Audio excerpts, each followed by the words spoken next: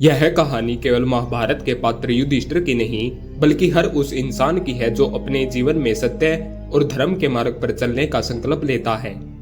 युधिष्ठिर का जीवन हमें यह सिखाता है कि परिस्थितियां चाहे कैसी भी हों, समय कितना भी कठिन क्यों न हो, जब इंसान सच बोलने और धर्म निभाने का निश्चय करता है तो वह अंत में विजयी होता है। महाभारत के युद्ध में और उससे पहले की घटनाओं में युधिष्ठिर का चरित्र सबसे अलग दिखाई देता है।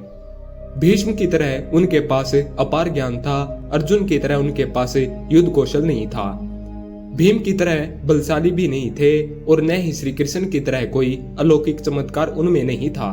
लेकिन उनके पास एक ऐसा गुण था जो उन्हें पूरे संसार में अद्वितीय बनाता है, वह था सत्य और धर्म के प्रति अटूट निष्ठा।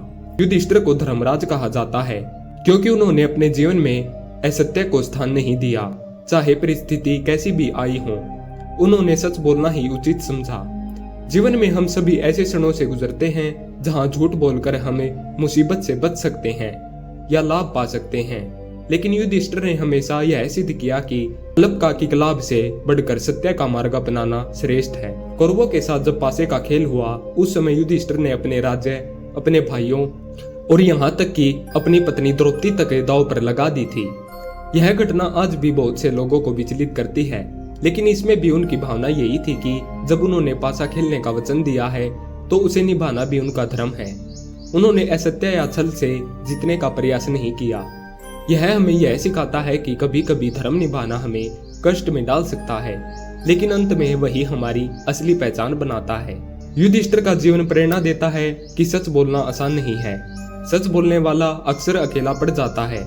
लोग उसका मजाक उड़ाते हैं, उसे कमजोर समझते हैं, लेकिन यही कमजोरी समय के साथ उसकी सबसे बड़ी ताकत बन जाती है। युद्ध के बाद युधिष्ठिर हस्तिनापुर के राजा बने तो पूरे राज्य में यह विश्वास था कि अब कोई अन्याय नहीं होगा, क्योंकि सिंहासन पर बैठा व्यक्ति केवल सत्य का पक्षधर है। हमारे जीवन में भी ऐसे क्षण आते हैं जहां झूठ बोलना हमें आसान रास्ता लगता है। नौकरी बचाने के लिए, व्यापार में लाभ कमाने के लिए, रिश्तों को निभाने के लिए हम अक्सर असत्य का सहारा ले लेते हैं। लेकिन युधिष्ठिर का जीवन हमें यह सिखाता है कि सच बोलना चाहे तत्काल कठिन लगे, लेकिन लंबी दूरी में वही हमें सम्मान और सच्चा सुख दिलाता है। धर्म का अर्थ केवल पूजा पाठ करना नहीं है, धर्म का सबसे बड़ा अर्थ है अपने कर्तव्य को निभाना। युधिष्ठिर ने यह बातें हमेशा समझी कि राजा का धर्म है न्याय करना, भाई का धर्म है परिवार की रक्षा करना और इंसान का धर्म है सत्य बोलना। यही कारण था कि उन्हें धर्मराज कहा गया। महाभारत के युद्ध के अंत में जब पांडव जीत गए और कौरव समाप्त हो गए तो युधिष्ठिर को राजगद्दी दी गई, लेकिन उन्होंने स्वयं कहा कि राजपद उन्हें किसी जीत की वजह से नहीं मिला, बल्कि यह उनका कर्तव्य है कि वे राज्य को धर्म और न्याय के आधार पर चलाएं। उन्होंने कभी भी सत्ता को अहंकार का साधन नहीं बनाया। यह हमें यह सिखाता है कि जीवन में जब हमें कोई सफलता मिले तो उसका उपयोग दूसरों की भलाई के लिए करना चाहिए, न कि केवल अपनी इच्छाएं पूरी करने के लिए। युधिष्ठिर का सबसे बड़ा संदेश यह है कि सच बोलना और धर्म निभाना कभी भी आसान नहीं होता। जब उन्होंने युद्ध में अश्वत्थामा की मृत्यु के बारे में आधा सच कहा तो यह दिखाता है कि कभी कभी धर्म को निभाने के लिए भी इंसान को कठिन निर्णय लेने पड़ते हैं।